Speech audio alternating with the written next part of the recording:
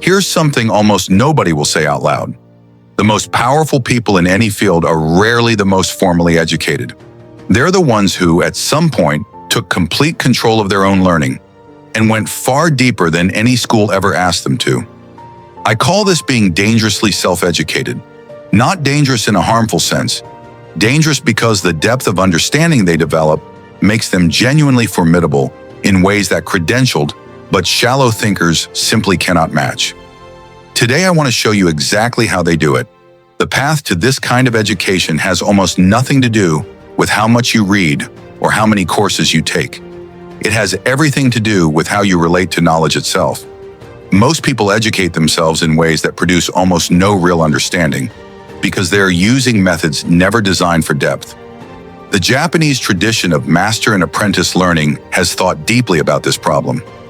What follows are the 4 principles it offers, and they will change how you learn forever. Most people treat learning like consumption, passing words through their eyes and calling it knowledge. The Japanese concept of rikai means something completely different. To grasp an idea so thoroughly that it becomes part of you. That requires slowing down dramatically. Instead of finishing a chapter, spend an afternoon on 3 pages.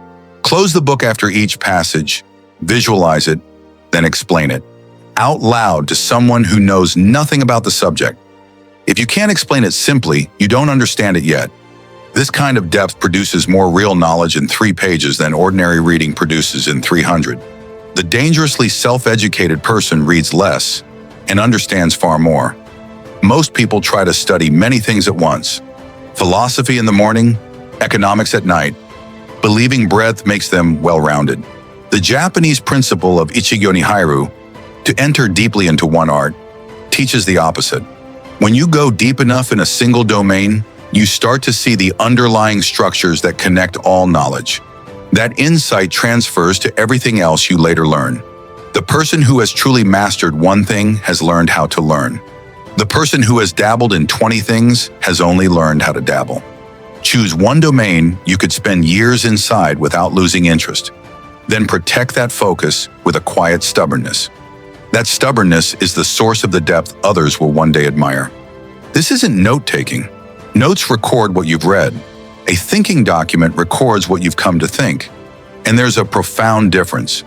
In Japanese intellectual tradition, writing has long been understood as a form of thinking, not a record of thinking already done.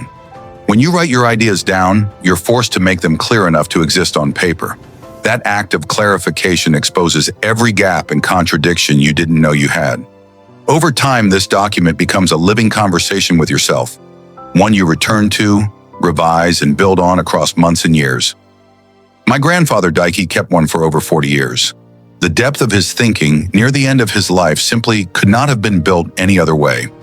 The dangerously self-educated person writes constantly, not for an audience, but for themselves, because the writing is the engine. This is where most serious self-education quietly fails. People accumulate enormous theoretical knowledge that never enters their actual lives. They can discuss ideas, follow conversations, recognize references, but the knowledge stays decorative, like furniture in a room no one uses.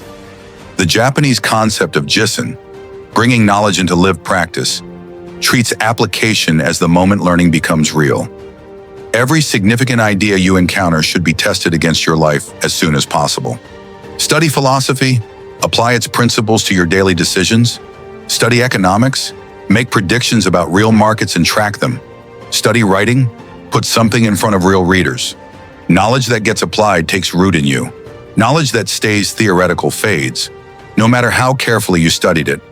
When you put these 4 principles together, something remarkable emerges. You read less, but understand more. You go deep in one domain until you can see patterns scattered learners never reach.